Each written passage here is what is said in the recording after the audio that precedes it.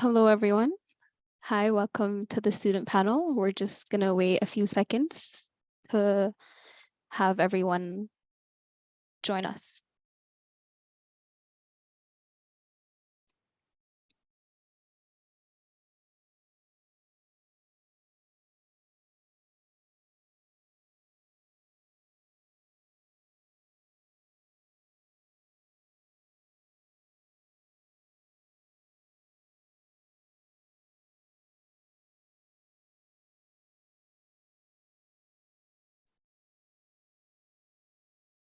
And until we start, it would be really nice if everyone would tell us where in the world you're joining us from.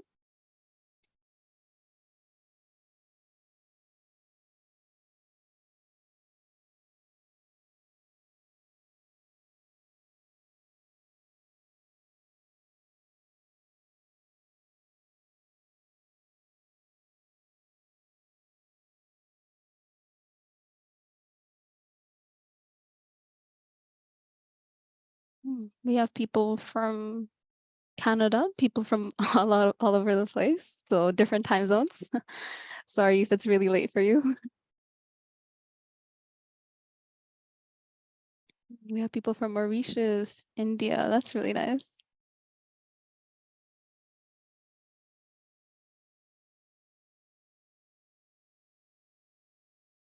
Okay, so welcome everyone.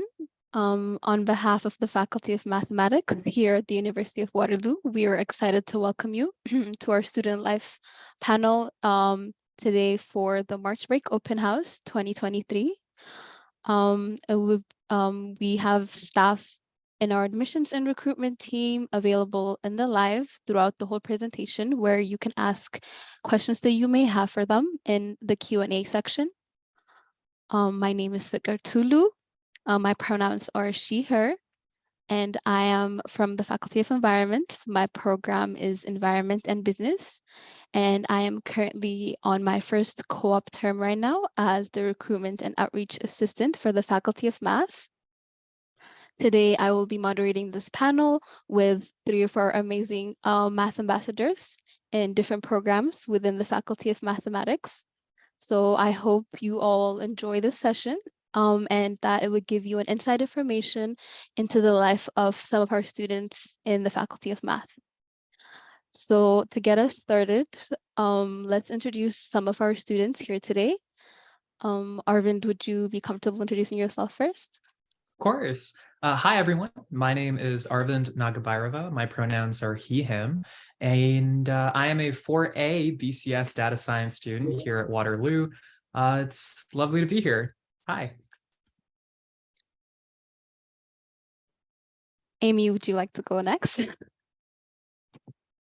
Sure. My name is Amy, and my pronouns are she and her. I'm in the 3rd year of the math program, computational mathematics and statistics double major. I'm really excited to talk to everyone today. Hello.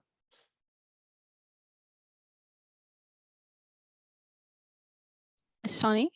Yeah. Hi, everyone. My name is Ashani Kurmade and my pronouns are she, her. I'm currently in the honors math program and I'm in my 2A. So yeah, can't wait to start talking. So those are our wonderful math ambassadors.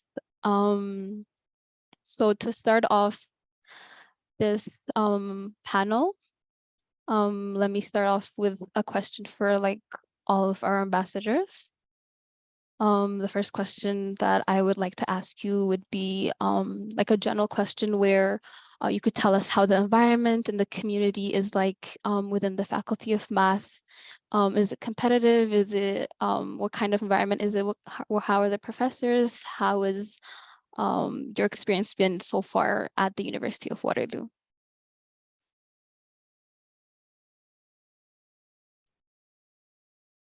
All right, I'll start.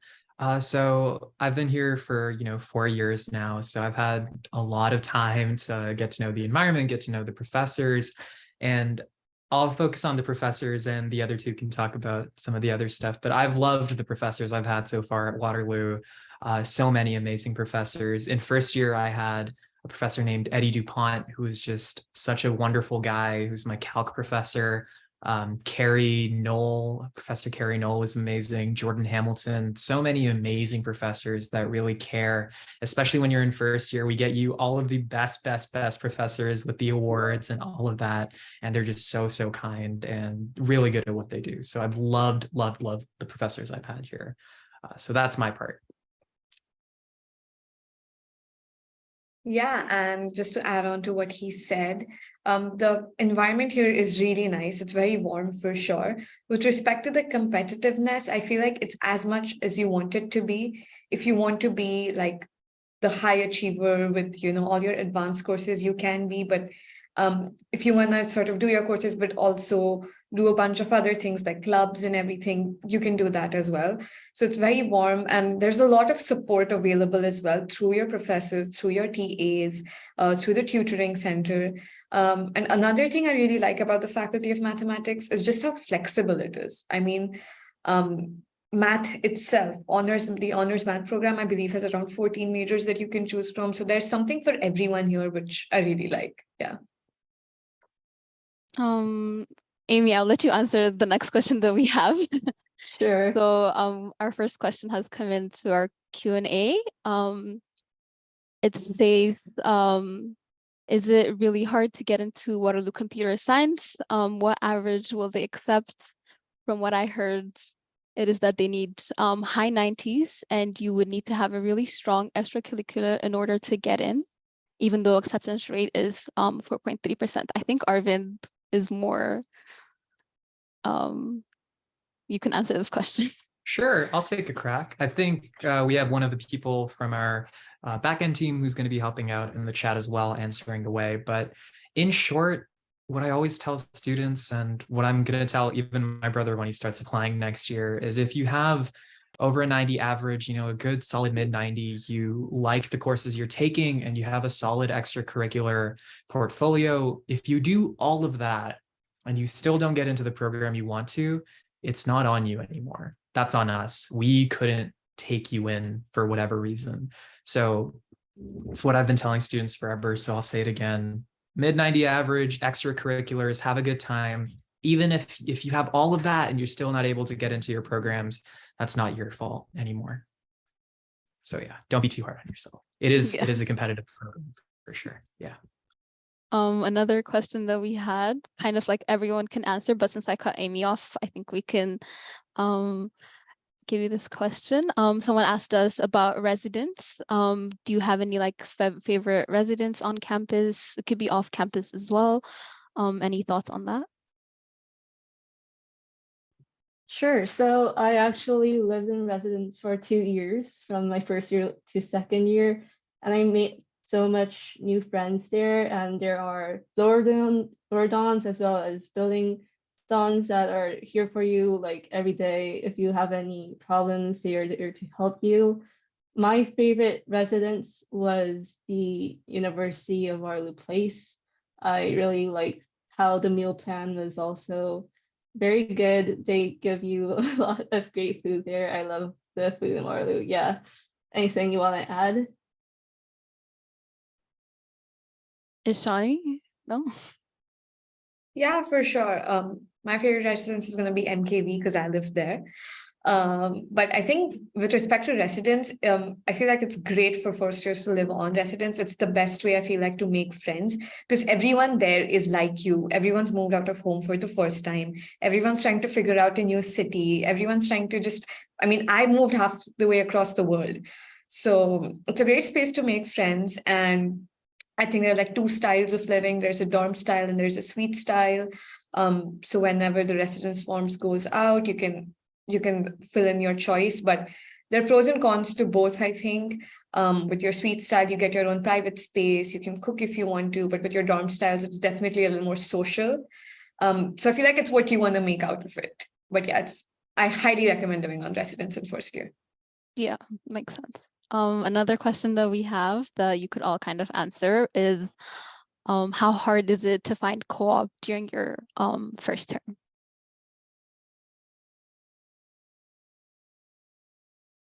All right, I'll take this one. So I'd say your first co-op is going to be your hardest co-op to find.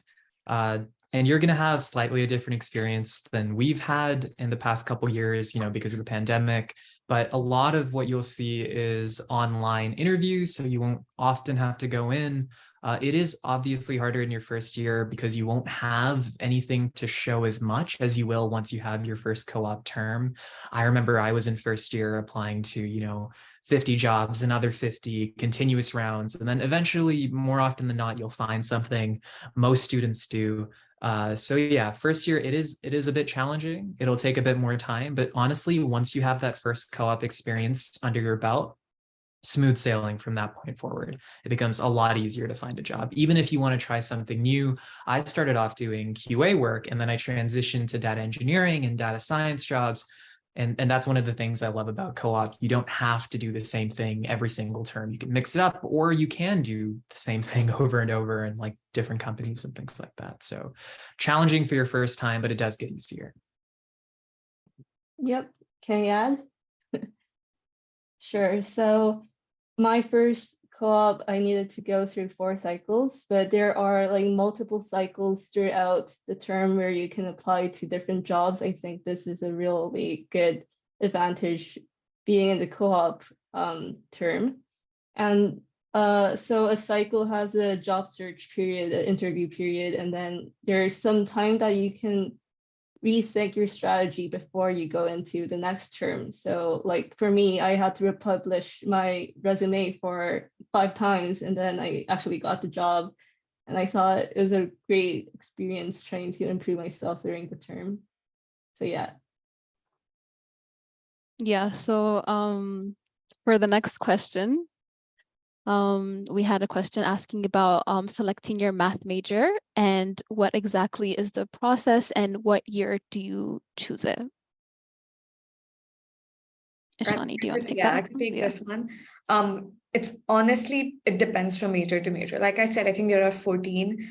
I think 1 or 2 of them are entry level, like you need to enter university with your major declared. I think you have that option with pharm, and I think data science, I'm not too sure, you might want to check. No, all right, yeah. Then I know you have that with pharm, but then with respect to declaring your majors, all the majors have like a certain requirement, like maybe you need a 75% overall or a 60% overall, or you need to have taken these certain courses to declare your major. Some majors require you to declare them, but some you can, like in your 2A or in your 2B, but some of them you can declare them whenever you want to. Like I haven't declared my major yet. And even if I don't, I'm good. I could just declare it in my 3A, 3B, and I'd still be fine for the major I've chosen. But for some other majors, it's 2A, or for some others, I think it's like 2B as well. So you just want to go on the website, check which majors you're interested in. Don't stress about it too much though, because there's a lot available. And in case you don't get into one major, I'm pretty sure there's something very similar also. So yeah. Yeah, and I just want to add on to that real quick. If you're having any questions, like if you have questions about, majors, minors, how to add things to your plan and things like that, do you have the right courses? You can check out the link that Laura Jane just put in the chat. And then once you're here, you can meet with our advisors. So they'll always be available for you to come in and then talk about those things, what courses to take, what the process is, and when you can declare things like that. So that's a great resource. And about I do want to mention a little bit more about the first co-op. Lots of resources for that too. Resume critiques are offered by clubs and official campus resources like the Center for Education and Career Advancement, CECA. So loads and loads of resources for just about anything you can think of, because we've been through so many students before. I'm sure someone's had your problem too. Thank you, Arvind. So moving on to the next question.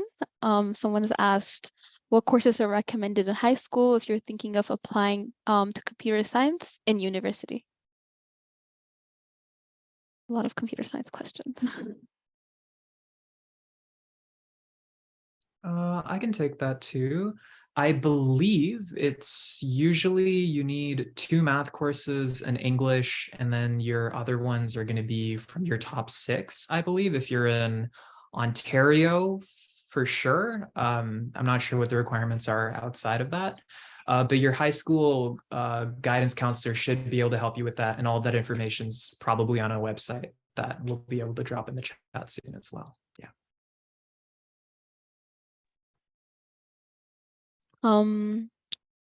We also had another question talking about clubs and activities. So what activities and clubs are available on campus, and which ones would you recommend joining? Ishani, you want to take that one? Yeah, for sure. Again, I believe there are over 200 clubs on campus. So you could just go onto the website, the WUSA's website, and search up any club you want to. You want a more like academically inclined club, like a CS club or an ActSci club, or data science. There's a club for that. Great clubs to join. They host a lot of good events. There are resume reviews for your first co-op, networking with your peers, networking with already maybe existing industry professionals. Apart from that, there are clubs to just have fun as well. You have a hip hop club. I know that there's a chess club. There's a club for everything over here. And if you're an Indian, there's an Indian Cultural Association. We host a lot of great events, so please do come for them if you ever join Waterloo. But yeah, there's something for everyone, and it's great. And you can get involved in multiple ways. You could start off by just like attending their events. In fall terms, the events are really nice. And then there's a club fair every semester as well in SLC, where you can walk around, look out for the clubs that you really like and sign up for them. And if you want to become an executive, I think you could just follow them on their socials, and then you could find out through that. But there's something for everyone, like sport, writing, academic, whatever you wanted. Yeah.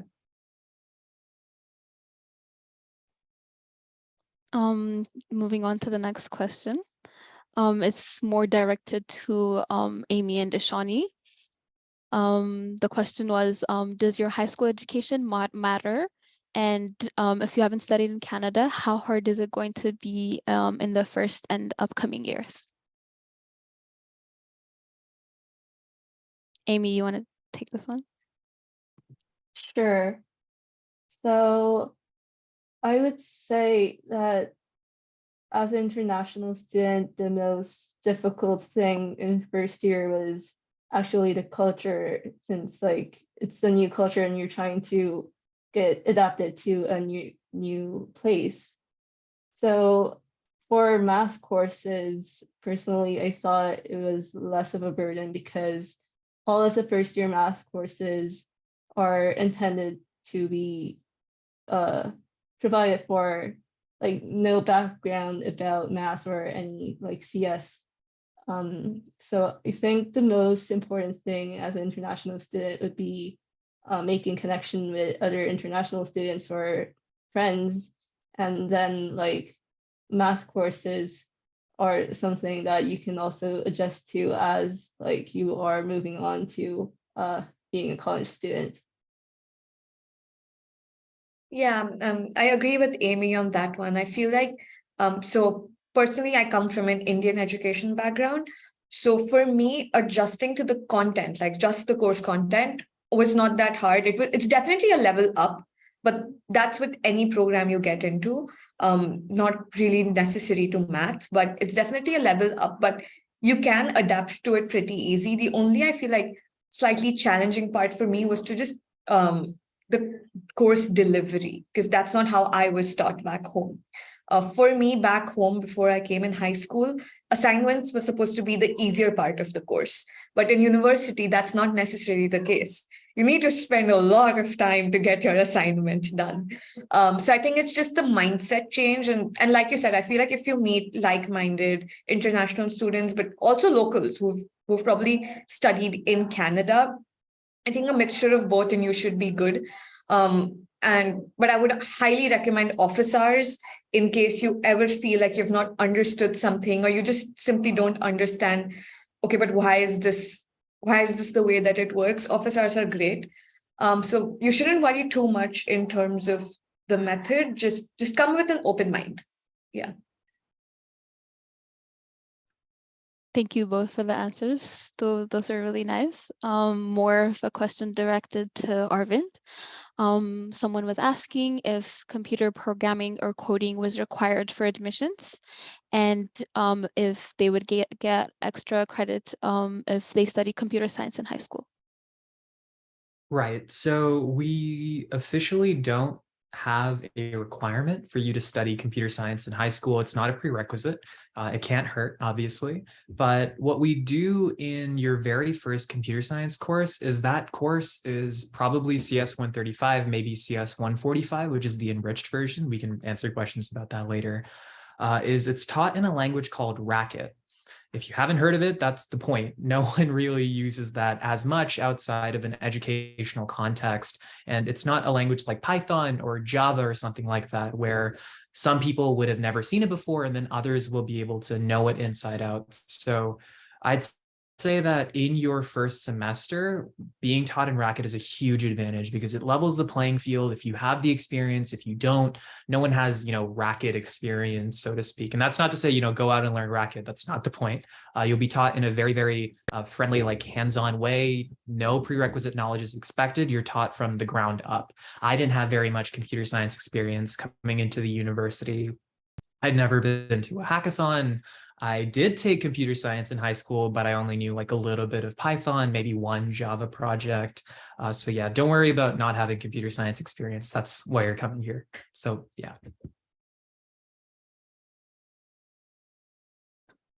Another question directed at kind of everyone. What is the hardest math class?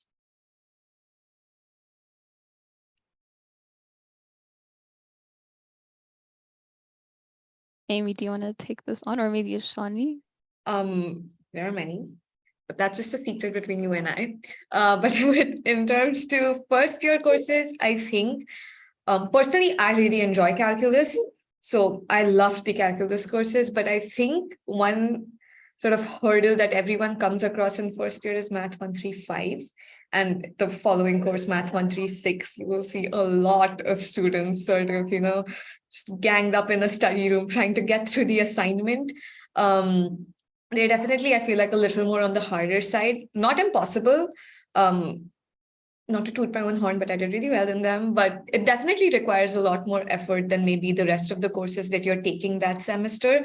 But I mean, now that you have a heads up, you should be, I guess, better mentally prepared, I guess. But those were definitely one of the first two like really tough courses I've come across here. Sure, I can also relate. I think Math 135 and 137 would be the two math courses about algebra and calculus that you'll be taking when you are in first year. And most of them require you to write proofs in your assignments, which is something you might not have done in high school. So it's a good time to refresh your perspective on how you see math. And I think that would be a hard part if you come for the first time. Yeah.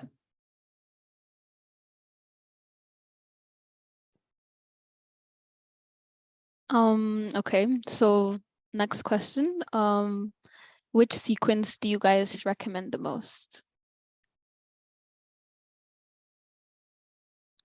All right. I can take that one. So I'm in sequence 4. If the sequences are what they were when I applied, sequence 4 is the one where you have 3 consecutive school terms, then you alternate. I love my sequence. It's really challenging in the beginning when you have 3 consecutive terms, especially by that third one, you're coming off of, 2 of the most academically challenging terms you've ever had. So it's hard in the beginning, but I love that after that you get to alternate. And then at the end, you have an 8-month co-op, which you can do 4 and 4 at 2 different companies, or you can do 1 8-month co-op. The other ones are also great. It just depends on what you're looking for. One of the sequences I know is 4 months longer. And with that one, what you have is after your first 2 terms, you get a summer off like you would in high school. And you can do, whatever you want with that. You could go back home if you're an international student, just take time off, adjust to things, process, relax. So there are, the 4 sequences. I've had people tell me from all 4 sequences that they like what they're doing. So just look at what you have. If you want that 8-month, then sequence 4 is one of the few that has that, if I remember correctly. If you want the term off, there's only one of those. So just look into what's available. And I believe that's a first come, first serve. You can change your sequence maybe if something comes up well into your university for the right job. But for now, just look at the first 4 that are available. And think about, what you want your career calendar to look like, your undergrad calendar to look like.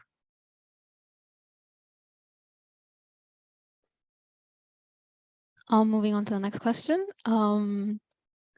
We had a question asking about how does the work-life balance kind of go? So having a co-op term and then being able to balance social life and stuff. I think I could give that to Shani. You're on your co-op term right now.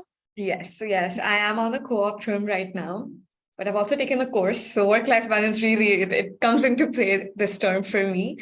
Work-life balance in general, I think it can get a little like topsy here and there.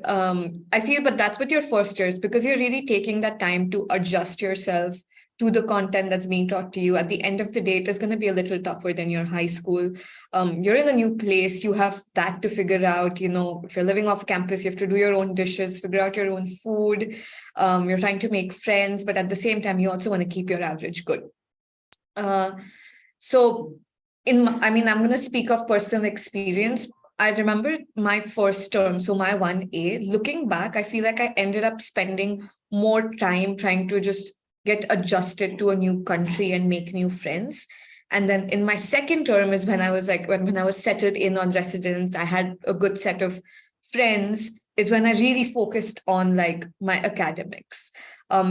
Looking back, that's how it sort of played out for me. But ideally, if you manage your time well, have a Google Calendar, get it all on there, you should be good. And with respect to co-op, whenever you're applying for co-op, just think of it as an added 6th course until you get a job. Especially for your first co-op, applications are going to take a little more time than you thought. It's a bit like it's a manual job. You just need to keep applying, but it's still there and you're trying to figure out everything. And while you're on a co-op term, it's definitely much more lighter because you're answerable only from 9 to 5. What you do before 9 and what you do after 5 doesn't matter. If you want to be like me and take a course and have no free time after 5, do it. But you can always take a co-op terms are definitely a little more lighter. But that again, it depends on your job and how much work you have in that. Yeah.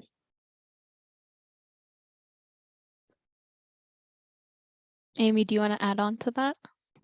Of course.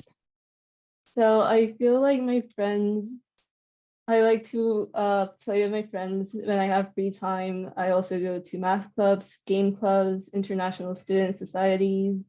And I listen to a lot of music as well, like to play the piano, which is also in the math. I think there's one in a student building that I really like to go to.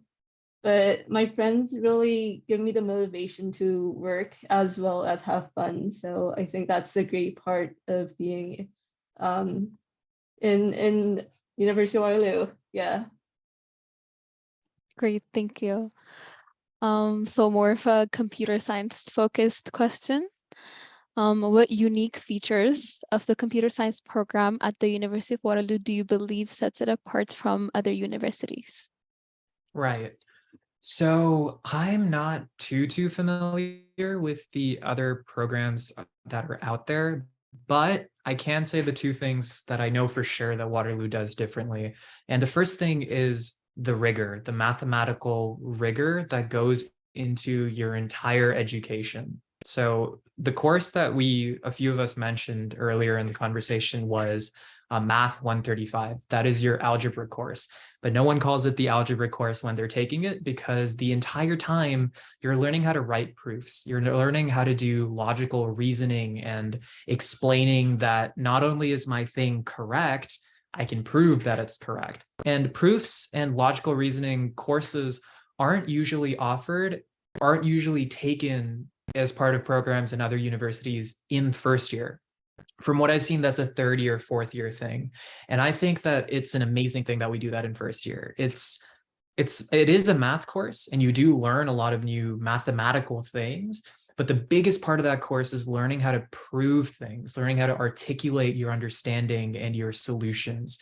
For the next 4 years, 5 years of your undergrad, you are going to be using the things you learn in that course.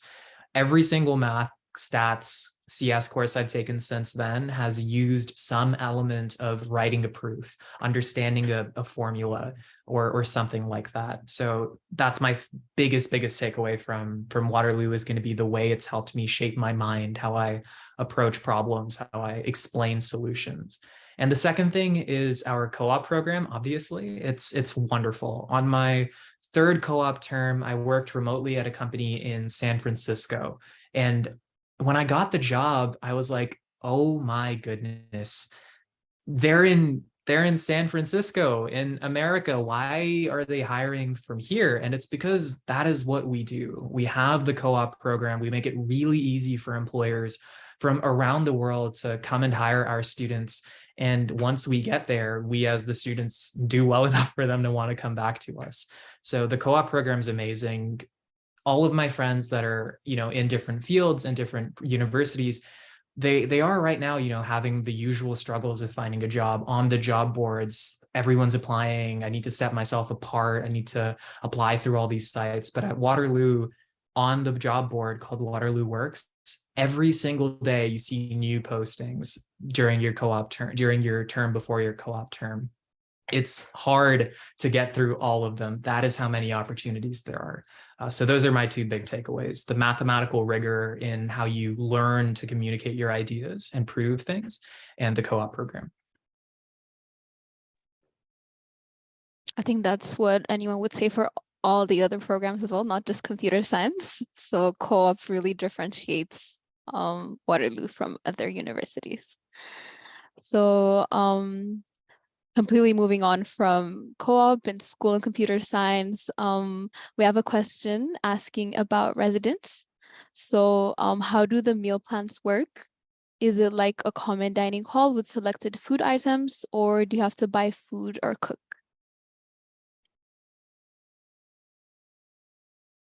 I can take this one too, if you don't mind. So there's two different things that you're going to be doing with your meal plan. If you are living on residence, you are either going to have a suite style or the dorm style, like Shani mentioned. The suite style comes with a kitchen. So the meal plan is then optional because you can choose to cook. But if you're in a dorm style, it's required just to make sure that you have access to food and you're going to eat and stuff like that. So there's, I think, 3 different levels of the meal plan: light, average, hearty. And that's the different price ranges for the different meal plans. And with those, you can eat at any of the places on campus using your Watt card, which is your student ID. You can just tap. It works like a credit card. You can add more money if you need to. As for like how it works, there are cafeterias in some of the residence buildings.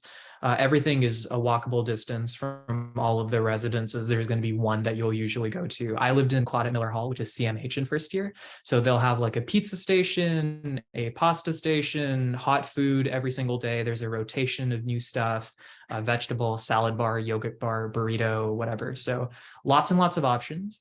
And so that's the meal plan stuff. If you're living off campus, you can actually still get a meal plan, which I might do if I don't learn how to cook before my next school term. So that's that. Lots of different options for eating on campus. Lots of little hidden trinkets like ML Diner in one of the buildings. There's actually a diner, which I didn't know about. And there's a coffee and donut shop from every faculty. So loads of places to eat. The meal plans are great. I do not think anyone has ever, that I know, has run out of their meal plan money in first year. So it's definitely enough food for you.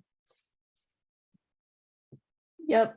And like one line to add to that would be the balance for meal plans in your Watt card. There is a discount for students who live during res for those meal plans. So after you finish living in residence, then you don't have the discount anymore. So it's a great advantage if you are trying to get like meals from campus.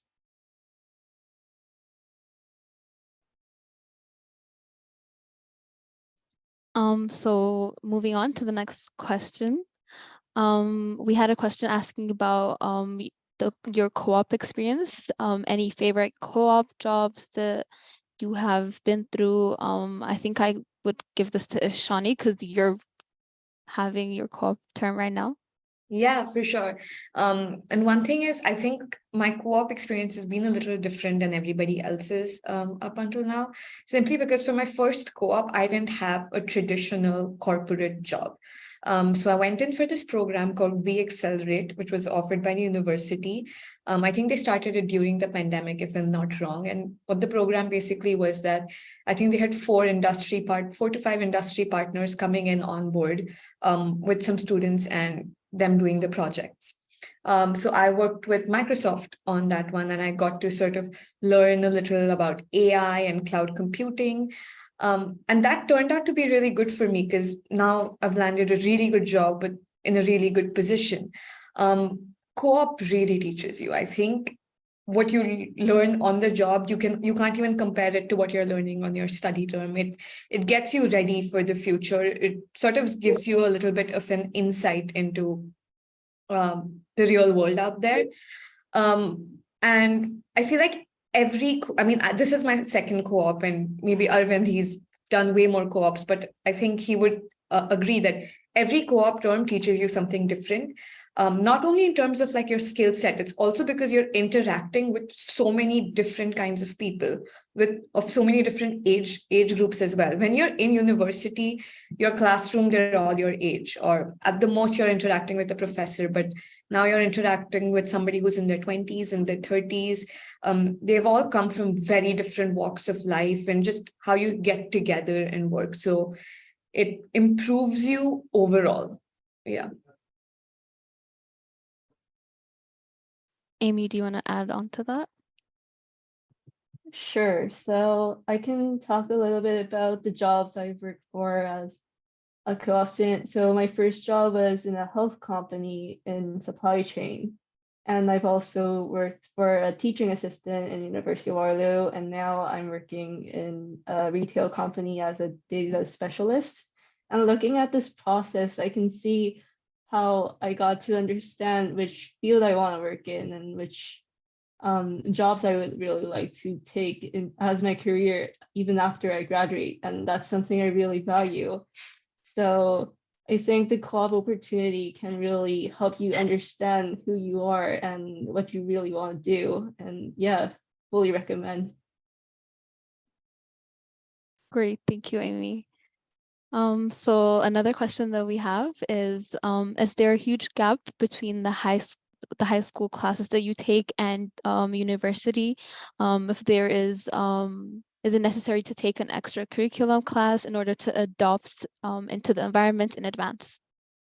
So when I was in my gap between grade 12 and first year, I thought that I needed to take courses to, get ahead. So I was on vacation in India, living with my grandparents for like the whole summer. And I had a tutor teach me integration.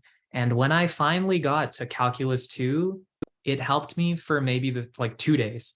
Within 2 days, whatever advantage you think you're going to have is going to go out the window, because it is not going to be easy for you to find someone that's going to sit you and teach you math with the level of rigor and professional understanding that you need to have to be successful at Waterloo, at pretty much any university, honestly. And any special program that you're in, any special majors or courses or anything that you take before you get to university, it won't hurt you, but it won't help you for more than probably a week or 2, because all you're doing is learning the material ahead, but that doesn't mean you'll learn the material better. So I'd say with your last summer, I urge you, don't do what I did. Don't take courses to, do better in university. Enjoy your summer, especially if you're going to be a co-op student.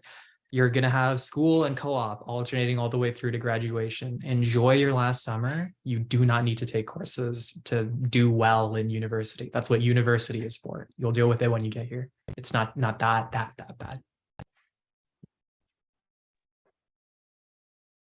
Anyone want to add on to that? Okay, we can just. Yeah, and I feel like if you really still want to, I mean, you still want to like get ahead, like Arvind said, there's no need for you to do it. But I do remember from my first year that before university started in September, around August, we had something called Waterloo Ready. It's this sort of course, and you sort of get to do, and one more course, you had access to another course called MPhil 99, if I'm not wrong. It basically is like an overview of everything that you've learned in high school and a little more if that's not what you've learned. You always have that option offered to you by the University of Waterloo. And I recommend doing that. It's a great refresher because I mean, you're not going to be doing anything for 2 months. You don't want to let your brain slow down. It's something I went over. I remember before I flew out, I just sort of went over it for like 2 or 3 days. And that was good to go. So there are resources available through the university as well. Yeah. Okay, great. So next question that we have is with the Waterloo's course load, is it possible to have a part-time job?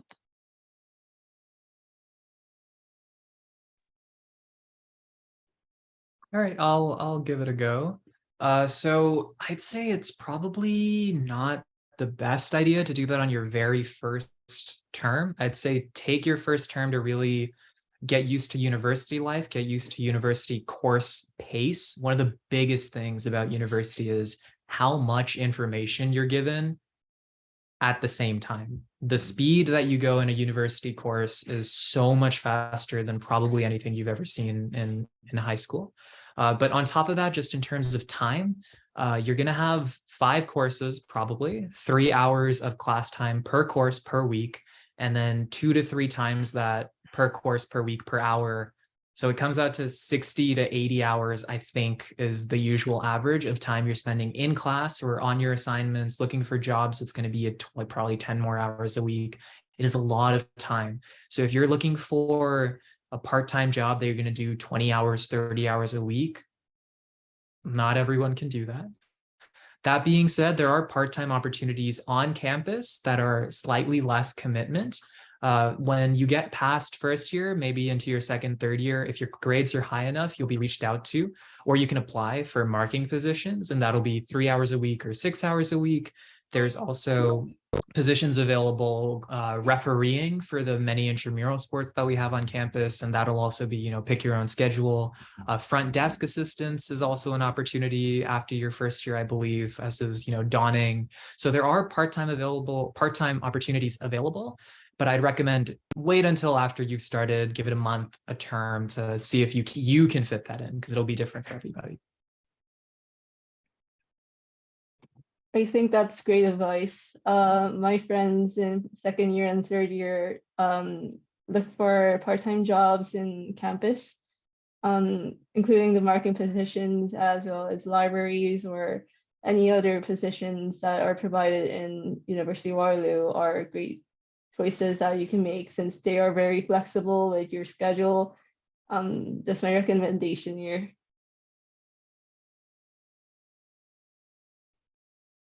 Thank you, Amy. We have a question related to co-op and your living situation from C. Sina. And it's a question that pretty much everyone kind of wonders about. I wasn't sure about it during like first year as well. So if you were to rent an apartment off campus and you need to go to another city for your co-op term, what would those students do during those 4 months that they are not in Waterloo? Yeah, I could take this question because I almost had to do that. There's an option to sublet your place for 4 months. So you can put up your whatever the price you're asking for and maybe the location as well on Facebook Marketplace, Kijiji. I think there's another called Bamboo Housing. I think even Waterloo has an off-campus community. You can always talk to them about finding a sublet for your place, and then people would reach, if you put it up on Facebook Marketplace, people can reach out to you. They can come and sort of look at the place. It's not that hard. It's definitely a little more effort, but once you hear about people doing it or you've done it yourself once, it gets easier. And another thing that I've noticed is eventually you and your friends aren't always necessarily going to be in the same sequence. So what's happened with my friends is that when one of them goes off for co-op and has his room empty, there's always someone that we know waiting for a place. So it really is not that hard to find somebody to come and stay over. Don't worry, you don't have to pay rent for 2 places at once. Yeah. Thank you, Ishani. Yeah, I have a bunch of friends doing that as well. So it's usually like a switch kind of thing where there's like one person that lives there for one term, and another person that's on their co-op, and it's pretty like easy to post it online and be able to get a sublet. Next question, kind of a fun one. If there's another chance, if you had another chance, would you still choose a program in math? And if not, what other program would you go with?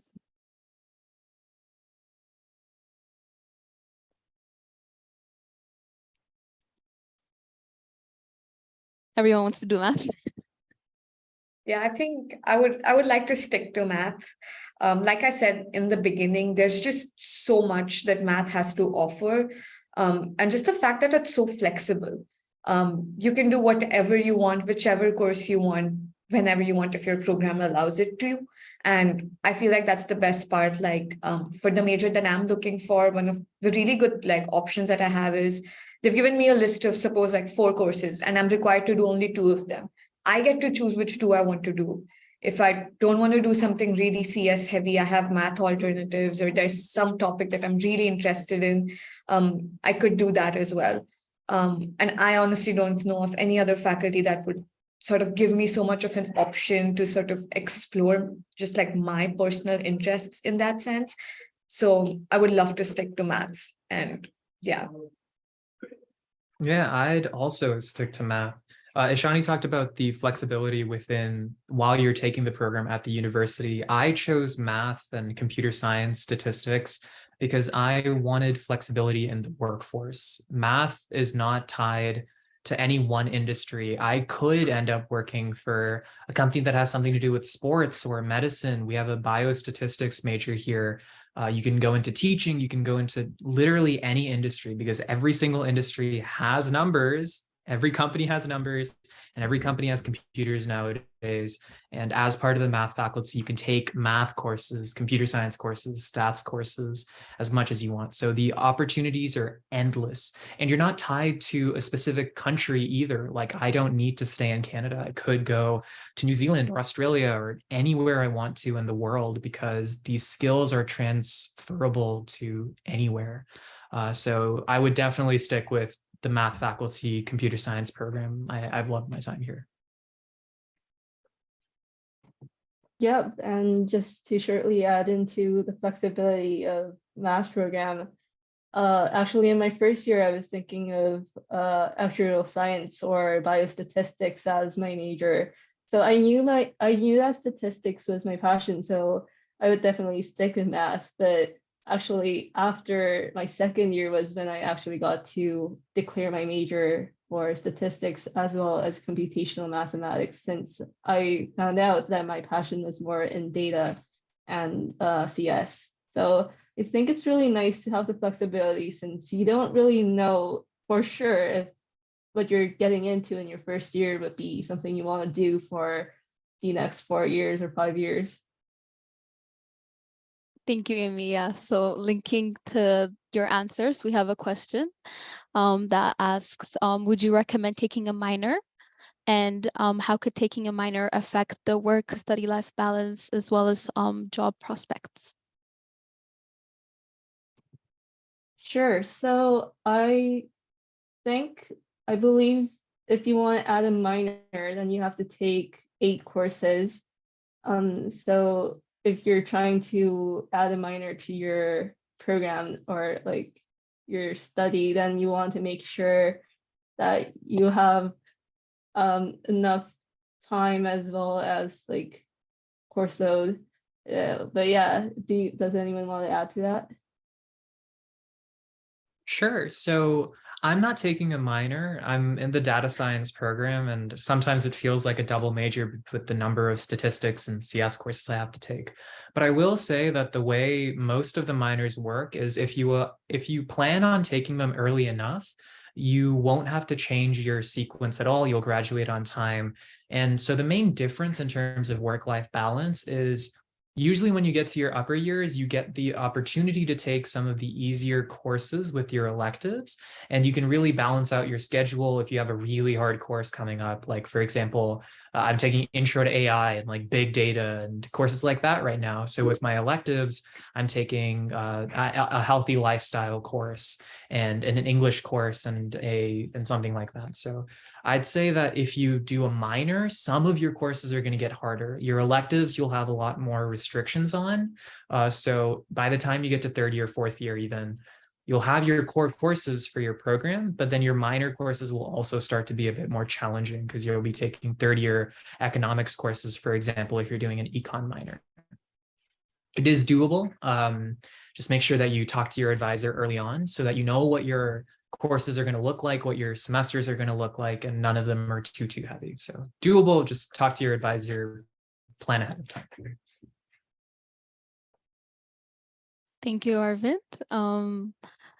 So we have a general question kind of asking how you get co-op. Like, does anyone want to do like a rundown of how exactly the co-op program works?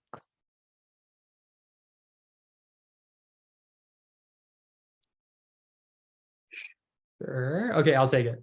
So co-op, it's pretty much the same process every single time. Again, your first time, you're probably going to be doing it for a bit longer. There's a multi-stage process. There probably is a link that covers all of it, but in summary, there's two main stages of postings round 1 and round 2. There's well over 1,000, probably 2,000 postings for math CS students. You can apply to up to 50 of them. You wait, you hear back about interviews, you interview, and then there's a matching process. You look at your offers, you look at your rankings. A ranking is when the interviewer, the company says, okay, I want to give you a number between 1 and 10. This is how much I want you. And then you rank them 1 through 10. And then there's a matching algorithm behind the scenes. Everyone's happy, all the matches go through, and then you're hired. If that doesn't work out in your first round, you go into something called continuous, where every single week there's new jobs, you apply. And instead of having 3 weeks or so with the full application cycle and interview and ranking, it's cut down to 1 week. And then you do that every single week, all the way until you find a job. Yeah, so that is the long and short of how you get a co-op, the process. But other than that, just get good grades, have cool projects, get good at interviewing. There's loads of resources I mentioned before. Clubs will host sessions for resume reviews and mock interviews. The Career Center at campus is going to have opportunities for you as well to work on those things. So not as hard as you think it is, especially once you're done your first one. Thank you for kind of summarizing it in a short kind of excerpt. Kind of to wrap it all up, we have a question that says, what advice would you generally give to new students applying to university? And what are the best habits that you would suggest to university students coming in as first-year students? Yeah, I could take this one to start off with.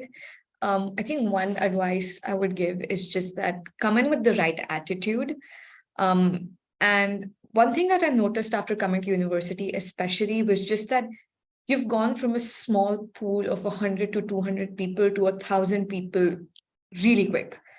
And what university makes you realize is that everybody has different priorities. Someone wants a better job, someone wants better grades, someone wants to experience like student life in a different way.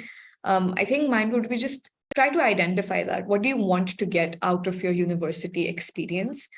And speaking a little more like academically, I think just plan your time. Nothing can stop you if you have the right schedule, if you aren't procrastinating. It's a little tough, I know, but it's the way to go. As long as you have your time managed well enough, I'm telling you, you could be able to do everything, get yourself involved in clubs, get a job, do well in your exams. It already comes down to time management and just have fun. I mean, you're not gonna get these 4 years back again. I'm already sad that my first year is done. Honestly, just have fun. It's something that I don't think a lot of people get to experience again and again. And I wish I could do my first year all over again. Yeah.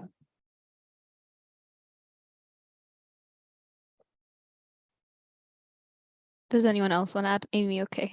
Okay, yeah, I can go next. So my advice would be trying to build your resume starting now, since you want to think about which experiences you might want to put in your resume, volunteering and work experience maybe, and clubs that you want to join. Personally, I had some benefits joining the data science club and getting to join all these sessions. But yeah, also goal setting. So think about what you want to achieve for sure, like Shani said, and also plan out your work-life balance because it's really important in your first year. Arvind, do you want to add? For sure. I'd say the biggest thing is really make sure you know why. Make sure you know why you're doing this, because there are going to be times, there are going to be midterms, there's going to be exams, there's going to be assignments, there's going to be hard weeks where you're going to sit there and think, why am I here? So make sure you know, passion is what a lot of people keep talking about. I'm passionate about computer science. And to me, when I think of passion, it's not good enough to enjoy it, to enjoy a subject, to enjoy a course when you're doing well. Make sure that if you're applying to these programs, you enjoy it and you appreciate it, especially and even when you're not doing well in a course, because no matter who you are going to struggle at some point in some course. Make sure you know your why. Make sure you like it even when you're not doing well. So yeah, know your why. Thank you, Arvind. That's such a nice way to wrap up the student panel, giving our students a way, something to think of, something to ponder about. Thank you all so much for joining the student panel. We're sorry if we couldn't get to your question, and since we had a limited amount of time, we have sent the Ask a Warrior form in the chats. If you have any more questions that you would like to ask us, and if we weren't able to answer any of the questions that you had given in the Q&A, but you can use that link in the chats. So thank you all for attending this student panel. I hope you enjoyed it and got some insights from our students and how our students in the Faculty of Math are and what they experienced throughout their years, as well as their co-op experience. It was really nice hearing from our math students and ambassadors. Thank you, Arvind, Shani, and Amy for joining us this evening. It was really nice hearing about your experience, and thank you all for joining. Have a good evening, good night, good morning from wherever you are. Thank you all. Thank you. All the best. Thank you. Good luck.